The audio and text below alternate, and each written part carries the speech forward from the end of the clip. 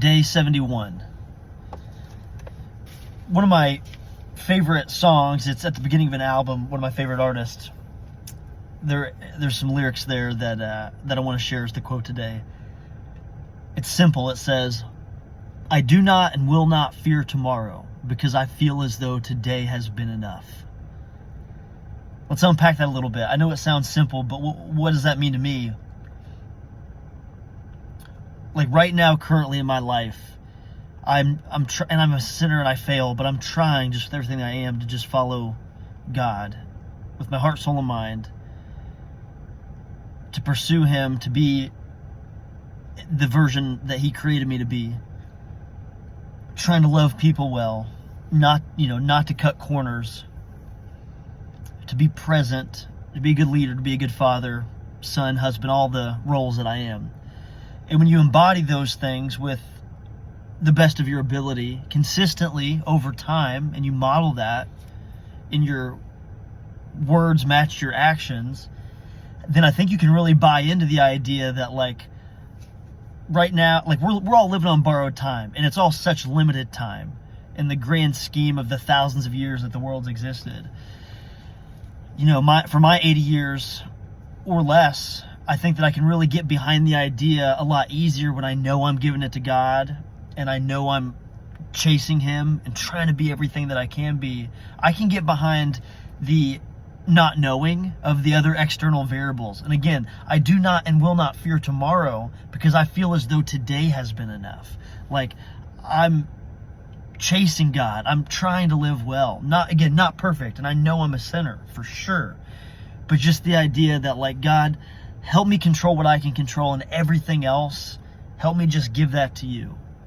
Above my fears and anxieties and worries, Lord, like, help me just look to You.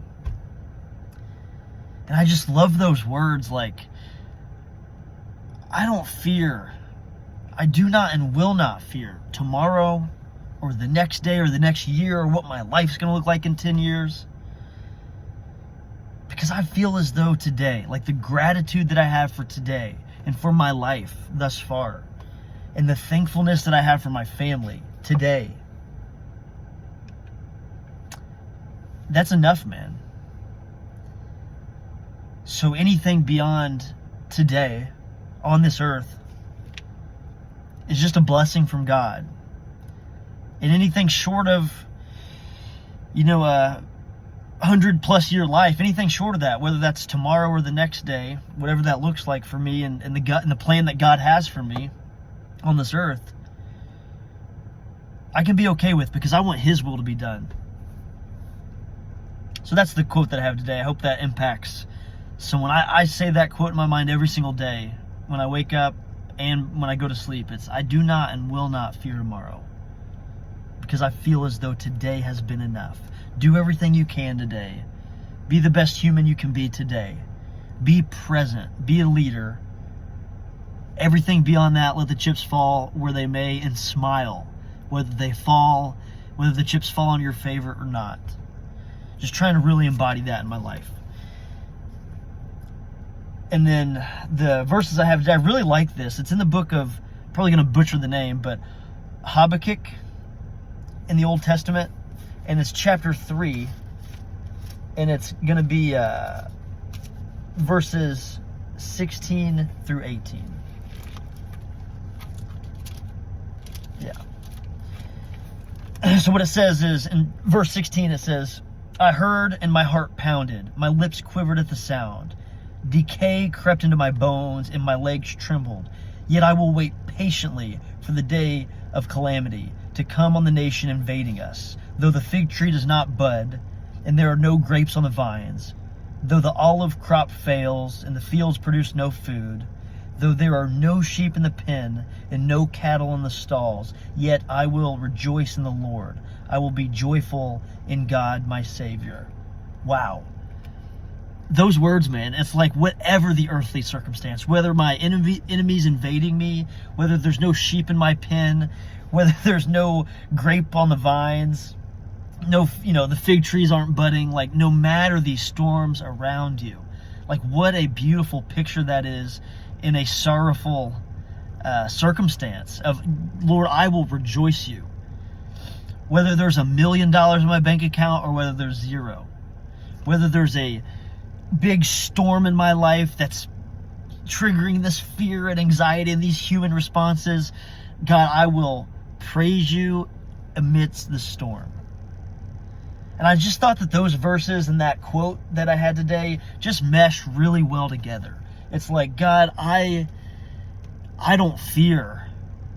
My body's telling me that I should be fearful, and maybe I am, with these triggers of anxiety deep down. But you know what, God, more than my fear and anxiety of tomorrow that my body's trying to get me to have this human response to, more than my fear, I trust you, God. More than my fear, I will rejoice with you, God. Whether I have food on the table, whether life works out for me at work, whether I'm the coolest, the coolest, most popular person, or whether I'm an outcast, like whatever, Lord. No matter my earthly circumstance, I will give that to you and praise you. May your will be done above my own, Lord. I love that. In my application study Bible down here, it says, crop failure and death of animals would devastate Judah, but Habakkuk affirmed that even in the times of starvation and loss, he would still rejoice the Lord. His feelings were not controlled by the events around him, but by faith in God's ability to give him strength. When nothing makes sense and when trouble seems more than you can bear, remember that God gives strength. Take your eyes off your difficulties and look to God. God will give his followers sure-footed confidence through difficult times. It's like when trouble strikes, it's just our opportunity for discipline and just showing our faith. And people can look to us in troubled times and say, hey, that person is being led by something different. Like the world should be beating them down if you are going through those life storms. But if your faith is in Jesus and you're rejoicing through that storm, that's going to impact so many more people than we probably even realize. So remember that. In your good days and your bad days, no matter the earthly circumstance, we will not let fear control tomorrow, because we feel as though today, in this present moment, and what we've experienced and the blessings that have been given to us, that has been enough.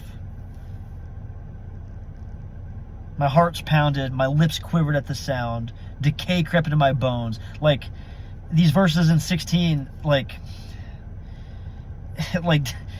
there's anxiety, there's fear there, like heart's pounding, lips are quivering, decay, his legs are trembling, yet he will wait patiently for the day of calamity, like the day of destruction that's coming when the other nation's invading. Even though the fig trees aren't budding, even though the fields produce no food, rejoice in the Lord. Again, whether there's a lot of money in your bank account, whether there's nothing, whether you're an outcast, whether you're the most popular, no matter how other people are even treating you, rejoice in the Lord. Find peace in that. Look to God and not your earthly circumstances. And lastly, I'll say maybe I'm in my feels about this stuff because this is such a silly example. My sports teams have lost, my favorite sports team lost 3 games in a row. It's like the wins have dried up. I got nothing else. It's empty. I'm giving that to God. This is right off a loss here. 3 losses in a row. It's going to be okay. I got to make a joke about that. But maybe this is doom and gloom a little bit here in Habakkuk, and I will not fear tomorrow. But I think it's a really important message when we're dealing with storms in our life. That's what I got. That's day 71.